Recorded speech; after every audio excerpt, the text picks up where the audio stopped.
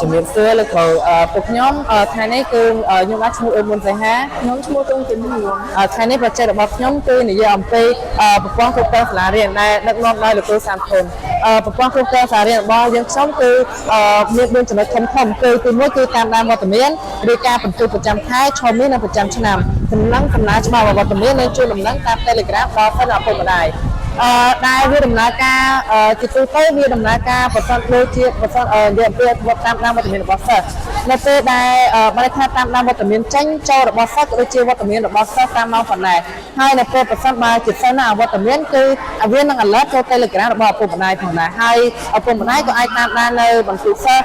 របស់កូនរបស់ពួកគាត់ទៅតាមប្រចាំខែប្រចាំឆ្នាំនិងប្រចាំឈុំអីផងដែរលោកគ្រូដែលវាមានដំណើរការដូចទៅលោកគ្រូអាច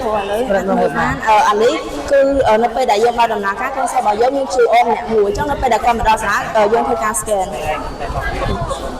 តែបងរនໄฟទៅការទីកងហ្នឹងតែ scan តែគេប្រាប់គេថាការ scan ម្ដងណាការ scan ការហ្នឹង scan ចេញញ៉ាំប៉ុន្តែលោកគ្រូដោយសារតែអាហ្នឹងបានថាវត្តមានរបស់សិស្សគឺយើង scan បានតែរបស់សិស្សមិនយើង scan ចាំពេលដែលហើយច្បាប់ទឹកនេះក៏ដូចជាមិនមានអាគេអាចខ្លាយមកដល់វត្តមានរបស់សិស្សបាននោះទេហើយដោយសារតែនេះគឺដោយសារខ្ញុំបានពិសាហើយម្ដងហើយដែរឧទាហរណ៍ថាបើសិនជាលោកគ្រូផ្ញើការទៅតាមមិត្តភក្តិចឹងតើអាចមានករណីផ្ញើទៅតាមការផ្ញើការតាមគ្នាអញ្ចឹងអានោះគឺមាន error មួយនៅពេលដែលសិស្សហ្នឹងផ្ញើការតាមមិត្តភក្តិប៉ុន្តែសិស្សហ្នឹងបានមករៀនទេអញ្ចឹងនៅពេលដល់ម៉ោងរៀននីមួយៗគឺលោកគ្រូអ្នកគ្រូគាត់យកវត្តមានតាមម៉ោងទៀតតែឧទាហរណ៍ថាយើងចូលរៀនម៉ោង 7 អញ្ចឹងនៅពេលម៉ោង 7 អញ្ចឹងពេលដែលគ្រូពងរៀនអញ្ចឹងគាត់ហៅវត្តមានសិស្សសិនហើយគាត់ចាប់តាមរៀនអញ្ចឹងបើសិនណាវត្តមានអញ្ចឹងទៅគឺគាត់ដាក់ចូលក្នុងកម្មវិធីទាំងទៀតអញ្ចឹងលោកគ្រូមានបច្ចេកនៅក្នុងកម្មវិធីនឹងម្ដងទៀតបាទលោកគ្រូចង់សួរព័ត៌មានអូនថាសម្រាប់ការពារវិធីនេះឡើងគឺចំណាយពេលវេលាយូរដែរទេ